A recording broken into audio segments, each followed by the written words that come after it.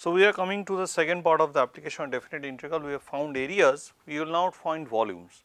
We are not going to tell you the theoretical things, how you should go about it, drawing picture. We will start with an example. From the example, it will be clear to you how to operate. So, you will simply learn how to do the stuff just by visualizing those things.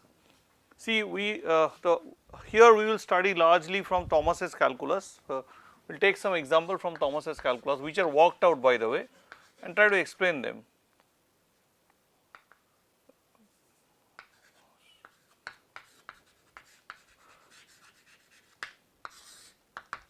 Okay, because here they do not give too much of explanation.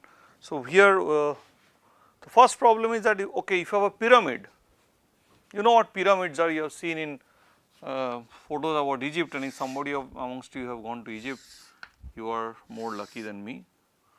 So, it is like a thing like this. So, its base is actually a square. I am telling you to find volume of the pyramid. Suppose I put stuff inside this, volume of the pyramid whose base is 3 meters. 3 meters. How do you do it? Now, in calculus, everything is looked at the point of view of the infinitesimal. That is, you take a look at a very thin part of it, a small part of it, and then try to sum over the small parts. That is the key idea. So, here if you look at it, here is the x axis, the y axis, and there is the z axis, whatever, or whichever axis you want to call. Maybe you would like to call that the y axis. So, this is a 3-dimensional figure. So, what is there is that I have drawn the pyramid like this.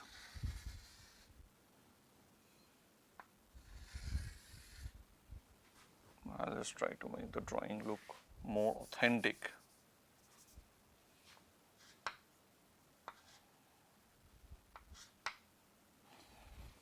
I want to put it on this base. Okay, I will try to draw the square. You draw the square base of the pyramid. So, you draw the square base of the pyramid and add this part. So, the 4 parts, and if this is square base would look like this, and add this part. So, this is what it looks. The pyramid looks like this. So, here at the end is your 3 meter. So, my drawing might be very bad, but so 3 meter, 3 meter, 3 meter.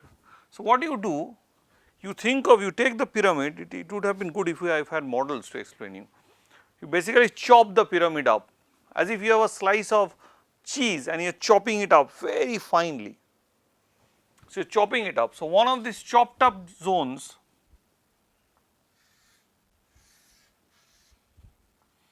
you call AX, chopped up zones at a point X, and you want to find the area of this.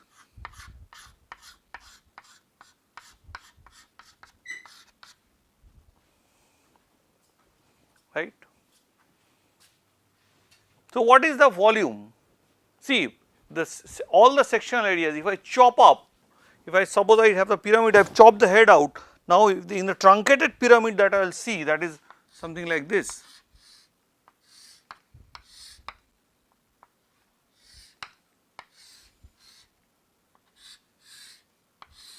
Whatever. This is actually a square. So, here also what you see is a square. So, square, these are the point x, say it is a square of length x, and the pyramids are done in such a way, their things are done in such a way that if you chop out some x amount, this will be of length x. So, these are of sides x. That is the very structure, the symmetry of the pyramid, that if you have come x from the origin, then if the base of the pyramid is x, so this is actually 3, right. If the base of the pyramid has x, the sides are x, the square, then the height of the pyramid is x. Basically, if this is 3 meter, then this height is also 3 meter. This is how pyramid is made. So, what you do, you find the area of that cross section. Basically, what happens, if you take all these small cross sections and pull them up and club them, that gives you the volume of the solid, that gives you the solid, and the areas actually contribute to the volume. So, basically what you have to do, this is my A of x, area evaluated at the point x, which is x square. So, so the volume is nothing but, so I am summing up all the areas, so which will actually contribute to the volume. So, here we do it in a continuous fashion. So, we integrate from 0 to 3 Ax dx, which is integrating 0 to 3 x square dx, and you can write the answer obviously.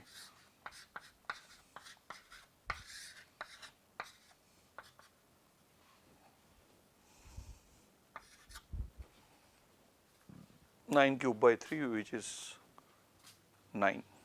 Okay. Now, let us look at a more interesting example. Take the graph, this root over x. Take this function root over x from 0 to 4, that is what we had studied. So, here f x is equal to root over x.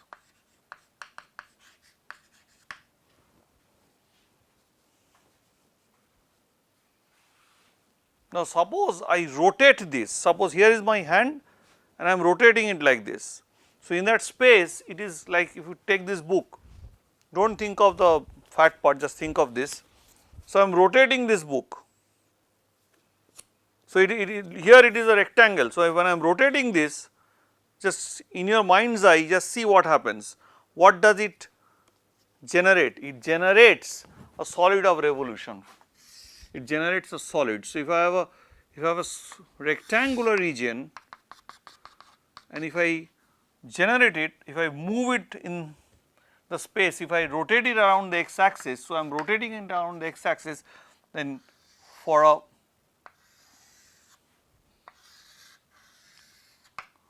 rectangular zone I generate a cylinder. So, these are called solids of revolution.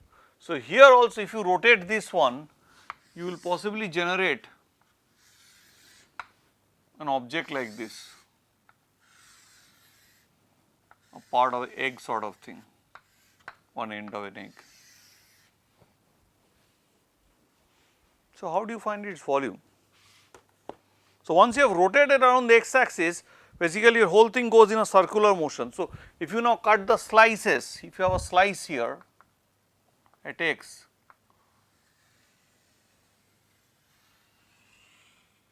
this slice, how do you find the area?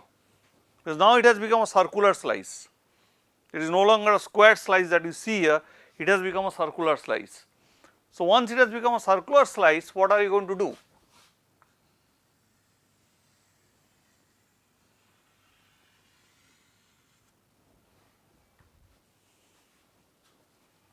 What would happen?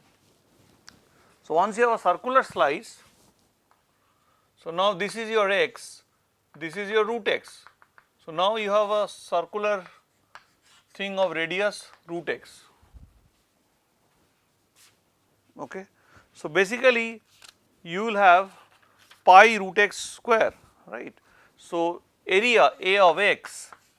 So, now if you again club up those areas together, you put those areas one after another, they will contribute to the volume and form the volume. So, this is what you have to see in mind's eye, that is what I have been telling you from the beginning, that is what I believe, and mathematics has got lot about visualization. Without geometry, mathematics does not just progress. Now, if you look at this, what is a of x? Pi of root x whole square, pi r square. So, my volume of this particular solid is integral 0 to 4 pi of x square dx. So, it is pi of x cube by 3 0 to 4. It is pi of 4 cube means 64 by 3.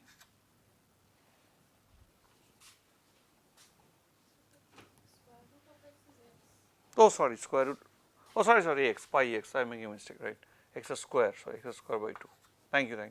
So, it will become square root of x is x, so it is pi of, so it will become what? It will become 4 square 16 by 2, so 8, so it will become 8 of pi. So, you see the area becomes so simple, 8 of pi. So, now if I have a circle and then I rotate it along the x axis, what will be formed? So, I have a circle,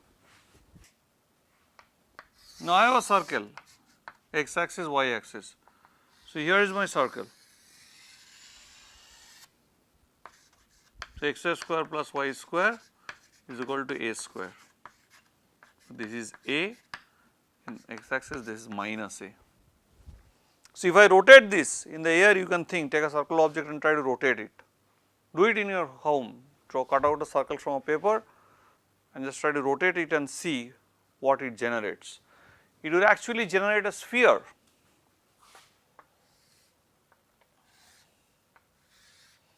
So, this will actually generate a sphere of radius a, whose every cross section is a circle. We can have a cross sections of big circles of radius a,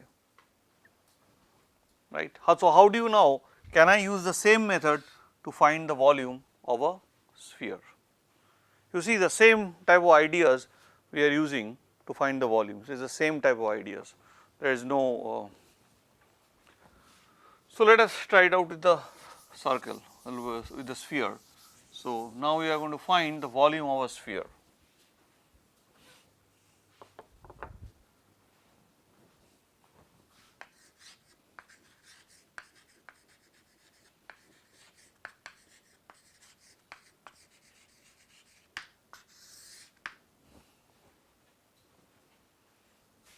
So, what do I do with the, how do I look at the volume? So, I take any point x. So, here is my sphere,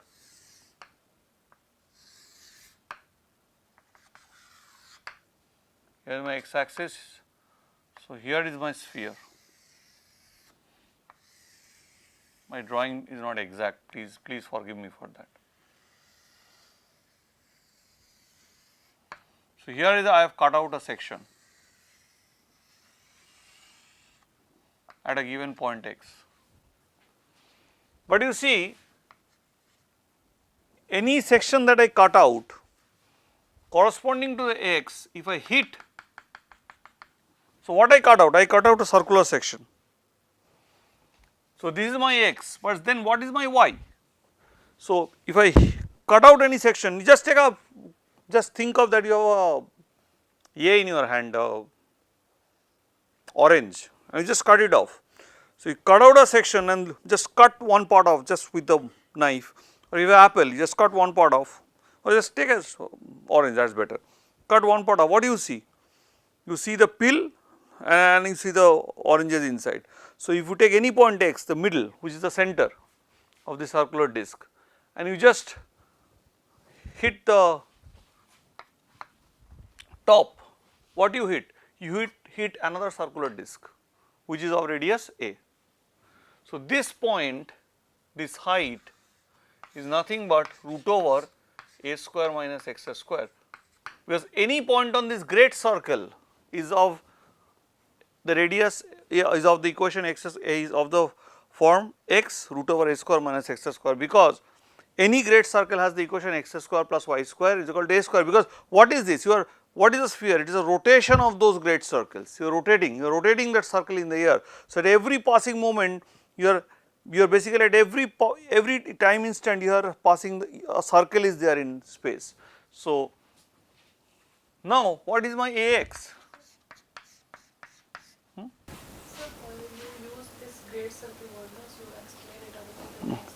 So, great circle, you know, if you take a sphere, take a globe, if you have a globe in your home, look at the equator. Equator is a great circle. Just take a path perpendicular to the equator through its some of its central points is a great circle. So, take the equator, take the radius of the, so that is the radius of the earth, right, assuming that the earth is a sphere. So, that is the radius of the earth. Then any circle that lies on the surface of the sphere with the same radius is called a great circle. So, I am sure many of you have heard the terminology and many of you have not heard the terminology. So, but that is it. When you can go ahead look at the globe at your home and try this thing out. So, the equator is a great circle. So, equator is this one like the earth. So, any circle, for example, this circle, you will draw a circle here or take some circle here. Obviously, you cannot draw a circle here because it will have the curvature, but if you draw a circle, if you cut off like this, if you have a circle like this,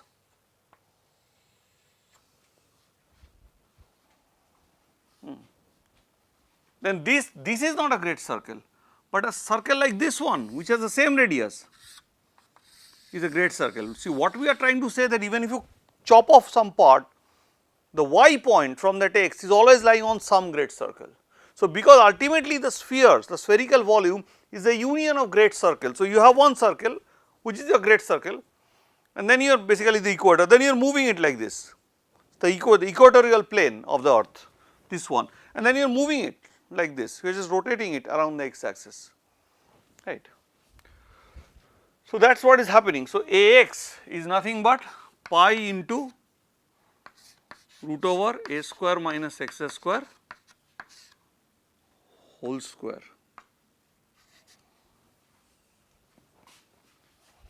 So, now volume is integral from minus a to a pi of a square x square, minus a to a pi of a square minus x square. I would like you to calculate this to give the answer pi a cube by 3. You see, so things just by some geometric imagination, simple geometric imagination, you could achieve so much things using the calculus. So, that is what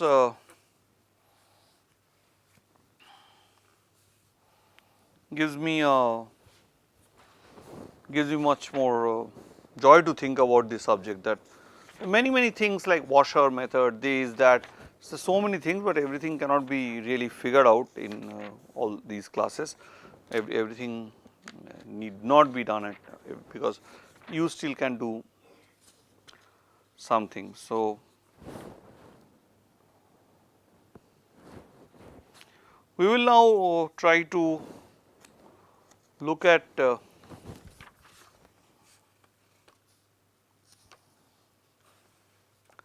lengths of parametric curves, right. That is what happens sometimes, given a curve which I have learned at high school, I can bring in. So, what is a curve? Curve means for me some curve line in the xy plane, and usually I would like this to be defined as y equal to f of x. So, but then in many times it is useful, for example, to introduce a third variable t and express y as some h t and x as something phi t. So, then we call this a parametric representation of a curve. So, with respect to t. So, let me now look into find the lengths of curves which have parametric representation.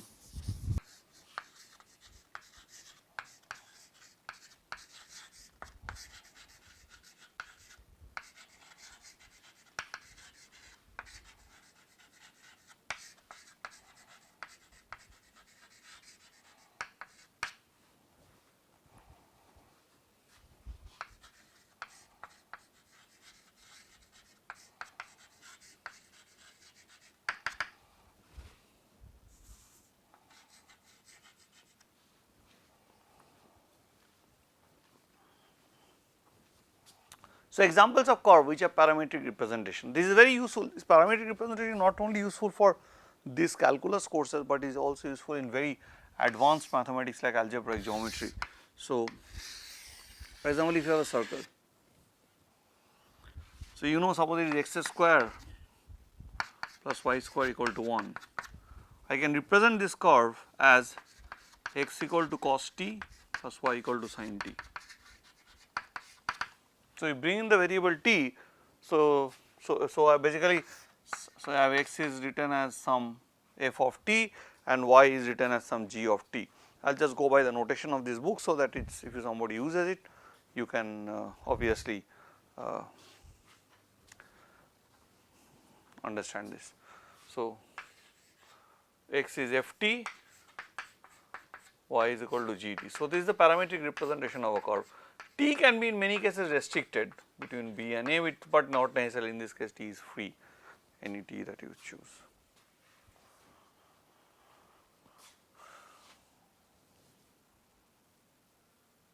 Of course, you can say, okay, I can represent t can be represented from minus pi to plus pi. In this case also, does not matter, it will be the same. So, this is called a parametric representation. Suppose people have also studied a parabola, y square equal to 4ax.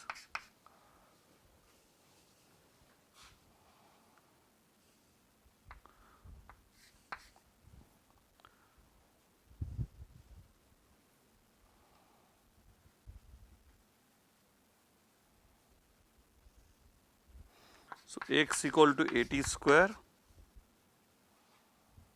and y is equal to 280, because you see now if I put y square is equal to 4 a square t square, and if I put 4ax is equal to 80 square is equal to 4 a square t square. So, this is the parametric representation of a parabola. So, this is your ft and this is your gt.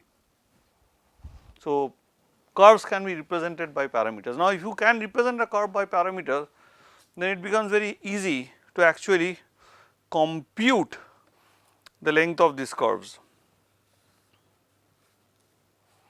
Like any point on this curve, say here, can be represented not by just x y, can be represented as cos t sin t, right. T is actually the basically angle.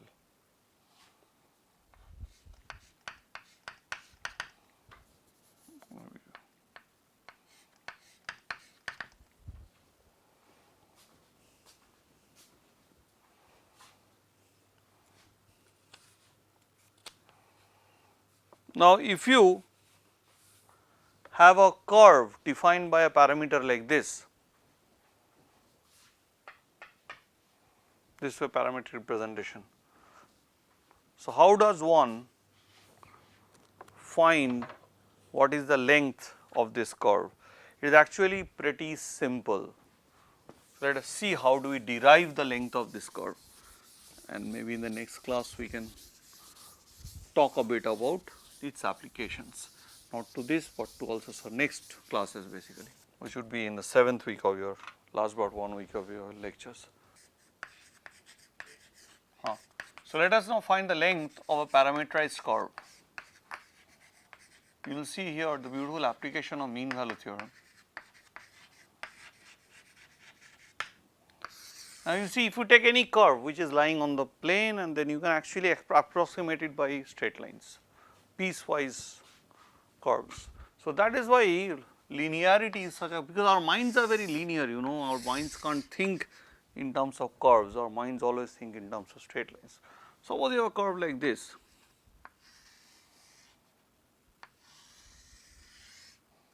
So, what I do, I actually make a partition of this, say from A to B.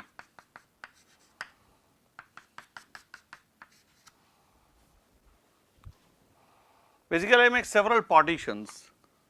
So, this point I call P0, I will put another point say P1, another point say P2, another point say P3, P4,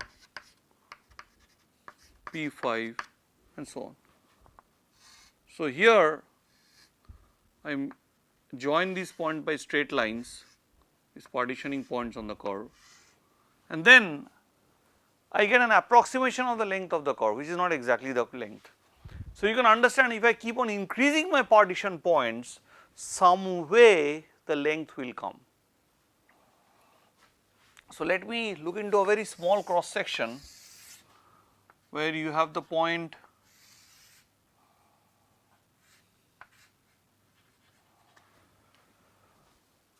Pk minus 1 and Pk.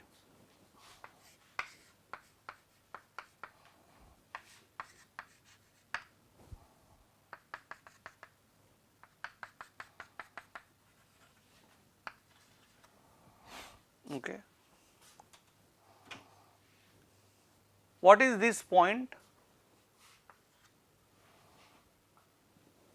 What is this point? So, what is happening? We are basically now breaking up the interval. So, t is lying in the interval a to b, not x or y, please understand t. So, x and y, so there is no, we are not showing any relation between x and y directly. We are showing, we are telling that x and y is linked, but they are indirectly linked. They are linked essentially with a third variable t. So, it is a third variable on which we will play the game. So, I break it up into sub a is t0 and t1, t2, whatever, the way you do in Riemann integration, tn equal to b. Now, this is tk minus 1, this is tk minus 2, basically those 2 points, right. It is actually y equal to fx, but okay, just take these 2 points. So, this is x and y. So, this point corresponds to the point tk minus 1. So, this is, and this point corresponds to the point tk. So, here my coordinates are f of, so x is x and y, so f of tk minus 1, g of tk minus 1, and here it f of x of tk and g of tk. So, basically I am, instead of looking at this curve, I am looking at the length of this straight line. So, which is nothing but the change in x by change in y. So, the length of this line, which I call say delta L, if you want to call this length of this line as delta L or LK, if I want to call, whatever you want to call, does not matter at all. People have notations, I am not so much worried about notations, still you know the stuff. So, LK, kth piece, basically first piece, second piece, third piece, fourth piece, so on. So, the kth piece. So, length of LK, if you look at it, is nothing but the change in x, this is Pythagoras theorem. So, root over f of this part, f of, so x coordinate, change in x coordinates. So, this is the change in x coordinates. So, f of, this is x coordinates, f of tk minus f of tk minus 1 whole square plus g of tk minus g of tk minus 1 whole square. Now, apply the mean value theorem to this, each of them, fk minus tk minus 1, gk minus gtk minus 1, assuming then f and g are nice functions. So, assume that f is a smooth function, right, and f and g have continuous derivatives in the interior of AB, and assume that f and g are nice functions. So, assume continuity, continuous on AB and has derivatives on AB.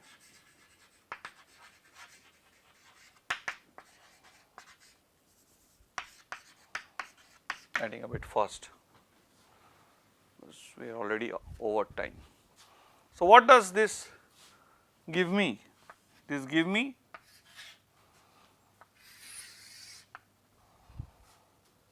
some t lying between Tk and Tk minus 1, which I do not bother, f dash t star Tk minus Tk minus 1 whole square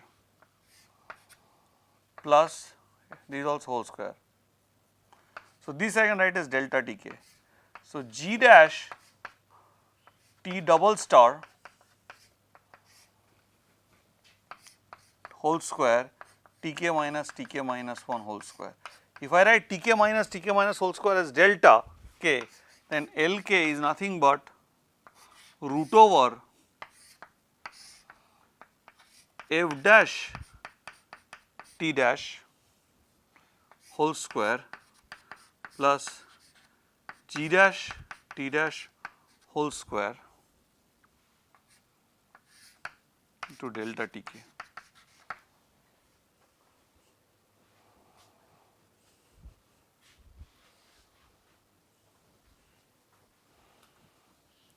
Now, what is T dash? It is lying between Tk and Tk minus 1. And what is T double star? T double dash here, T double star. What is T double star? It is also lying between Tk and Tk minus 1. These are just tags. So, this is a function value you are integrating over. So, you are actually, if you sum them, if you sum the Lk, so you get the length of the piecewise curve, piecewise straight line, right, the curve formed by the piecewise straight lines. But that length will come more and more near to the length of the actual curve as you go in tending to infinity. So, these T star or T double star are nothing but tags on the interval delta Tk, right. As k goes towards infinity, then the position of the difference between T and T star and T double star in every interval will actually come down. So, basically they will come to a tag point. So, if you look at it as n tends to infinity, the length of the curve, so this is now integration where this is the function of t, right. This is nothing with two tag points, does not matter. I have two different curves I have written in terms of two different tag points. Ultimately, when they will become smaller and smaller, the tag points will be coming nearer and nearer, and so ultimately what you will get. So, this is nothing but length of the curve is integral a to b root over f dash t whole square plus g dash t whole square dt. That is exactly the length, and how we will apply to find this, the plane curves, would be our discussion. We will start with the circumference of a circle, finding it for some other curves, maybe you can try for parabola, whatever you want. So, we will use some of them in our next lecture. So, our 6th week ends here and 7th week will start, which will have some 2 more classes of these things and then applications, and then we go into more involved series. We are now moving from just calculus into more advanced aspects of it, like Taylor's theorem, power series, sequences and all these, which now allows you to cross the boundary from calculus to real analysis.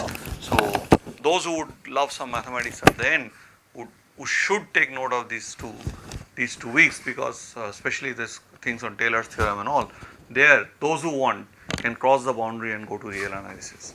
Thank you very much.